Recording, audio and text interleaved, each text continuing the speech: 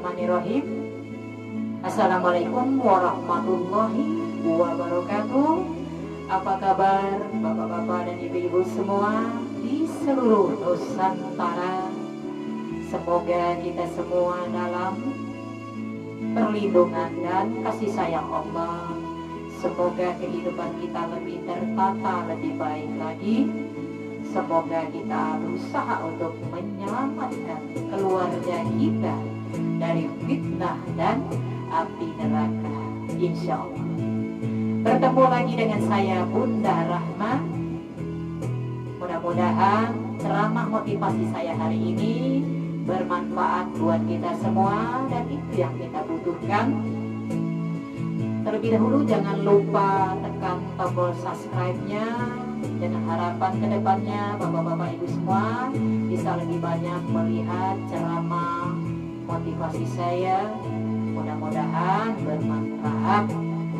Intinya kita berusaha hari ini harus lebih baik dari hari kemarin, dan hari esok harus kita persiapkan. Semoga kita semua selalu dalam perlindungan dan rahmat Allah.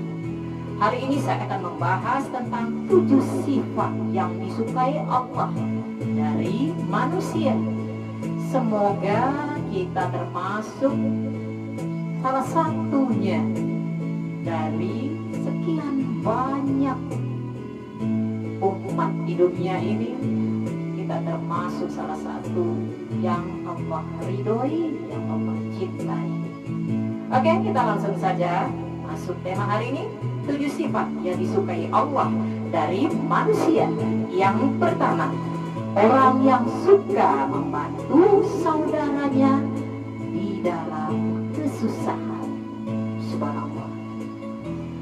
Orang yang suka membantu saudaranya di dalam kesulitan, Allah sangat suka sekali. Makanya dikatakan, selamatkan dirimu, selamatkan keluargamu, baru kita bisa membantu saudara-saudara kita yang lain. Berusaha agar kita bisa tetap bermanfaat buat orang lain.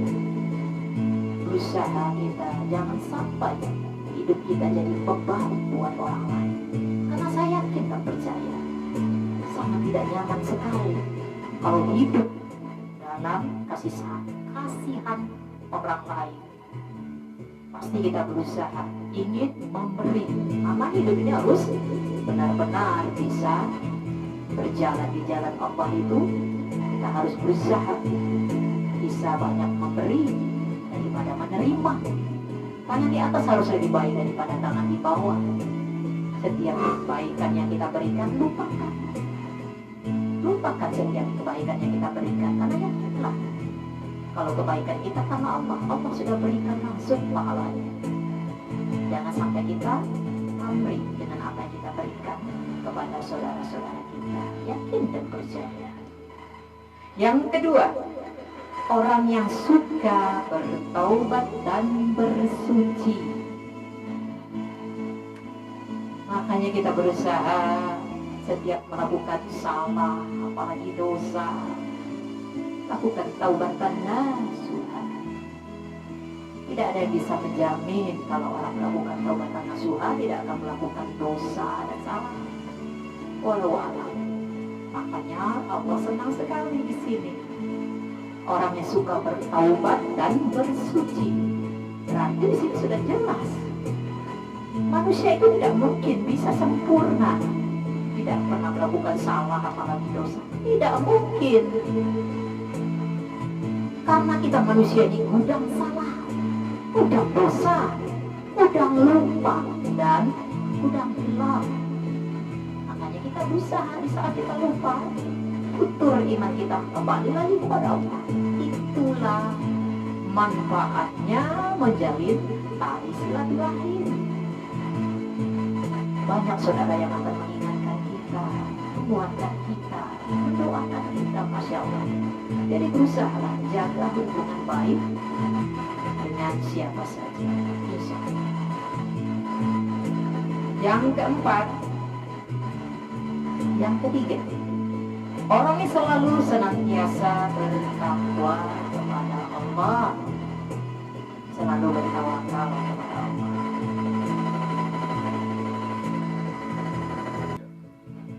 Orang yang selalu senantiasa bertakwa kepada Allah, yang selalu berusaha melakukan ikhtiar terbaik, yakin dan percaya apapun perjuangannya, hasilnya Allah yang menentukan.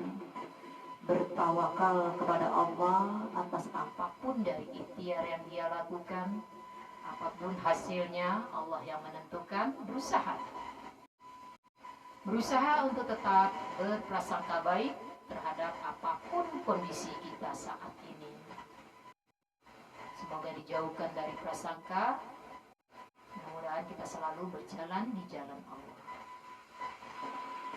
7 sifat yang disukai Allah dari manusia. Yang keempatnya, orang yang hidupnya penuh dengan kesabaran, ulet dan tekun, tabah dalam menghadapi cobaan hidupnya.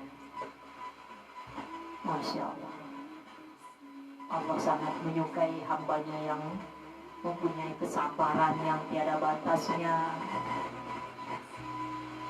Ulet, suka bekerja keras, tekun, disiplin dengan waktu, konsisten dengan ucapan, berusaha apa yang disampaikan bisa langsung diamalkan, tidak hanya berkata-kata saja, tidak hanya pandai berbicara saja, tapi bisa langsung prakteknya. Mudah-mudahan kita termasuk salah satu. Yang kelima, 7 sifat yang disukai Allah dari manusia. Yang kelimanya, orang yang selalu bertawakal kepada Allah. Mudah-mudahan kita termasuk salah satunya. Dan yang keenam, orang yang selalu berlaku adil di dalam hidupnya. Adil di sini berusaha. Kita harus menyelamatkan diri kita sendiri. Itu wajib. Karena kita saat menghadap Allah pun nanti sendiri. Masuk ke kubur pun kita sendiri. Tidak ada yang menemani selain amal soleh kita selama di dunia. Jadi adillah dengan diri kita dengan diri kita. Mungkin selama ini kita sudah terlalu banyak memposir tenaga, posir pikiran hanya untuk mendahulukan keluarga, anak, suami, istri. Kadang kita lupa untuk mengurus diri kita sendiri. Kebutuhan ibadah kita sering lalaikan karena kecintaan kita kepada anak, kepada suami, kepada istri melebihi kecintaan kita kepada Allah. Siap-siap saja akan menderita. Karena Allah Maha Pencemburu dan tidak mau diduakan. Berusaha. Kita harus lebih dekat kepada Allah. Karena anak, suami, istri, keluarga semua juga milik Allah. Suatu saat akan Allah ambil. Semua adalah titipan. Yang namanya titipan pasti akan suatu saat akan diambil dan harus dipertanggungjawabkan. Insya Allah kita termasuk golongan orang-orang yang pandai bersyukur, yang selalu berusaha untuk mempersiapkan bekal akhirat kita. Yang ketujuh, orang yang berperang di jalan Allah. Berperang di sini bukan harus berperang di medan perang. Berperang di sini adalah berperang melawan hawa nafsu kita. Jangan mudah terbawa emosi. Jangan baper. Jangan mudah berprasangka. Karena musuh besar kita adalah diri kita sendiri. Setiap hari kita perang batin. Berperang dengan diri kita sendiri. Bagaimana kita berusaha untuk tidak larut dalam kecemasan, berusaha kita jangan sampai hanyut dalam kepanikan, ketakutan yang tiada beralasan. Takutlah hanya kepada Allah. Di dunia ini kita waspada. Takut mah hanya kepada Allah. Seperti dalam kondisi sekarang pandemi corona corona juga makhluk Allah. Takutlah kepada sang pemilik corona, Allah. Dengan corona kita waspada. Allah punya maksud, punya rencana dari segala permasalahan hidup kita. Intinya tetaplah berprasangka baik kepada Allah dan kepada siapapun juga. Oke, mungkin hanya itu yang bisa saya sampaikan. Mohon maaf sekali kalau banyak keterbatasan, banyak kekurangan, banyak kelemahan di sana sini. Saya hanya berusaha untuk menyampaikan yang saya pahami, yang bisa saya amalkan. Semoga bermanfaat, semoga Allah ridho, dan semoga apa yang saya sampaikan ini bisa diterima. Ada kebaikan pasti datangnya dari Allah. Setiap orang mempunyai pola pikir yang tidak sama, cara menyikapi juga berbeda. Mangga silakan bagaimana kita menyikapinya. Intinya saya berusaha menyampaikan semampu saya. Yakinlah segala kebenaran pasti datangnya dari Allah. Kalau ada kekurangan, itu karena saya masih harus banyak belajar. Saya masih kurang ilmu, masih kurang keyakinan. Hidup berproses, saya juga masih berproses, masih berusaha agar bisa lebih baik lagi ke depannya. Saya mohon maaf sekali lagi kalau banyak keterbatasan. Terima kasih atas perhatian bapak-bapak dan ibu-ibu semua.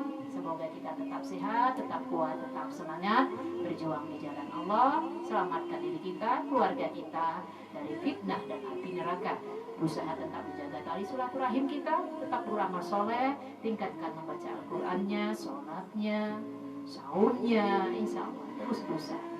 Yakin dan percaya Allah sesuai prasangka hambanya, makanya kita berusaha untuk lebih baik. Mohon maaf sekali lagi, terima kasih atas perhatiannya. Semoga berkah. Wabillahi taufiq wal hidayah. Wassalamualaikum warahmatullahi wabarakatuh.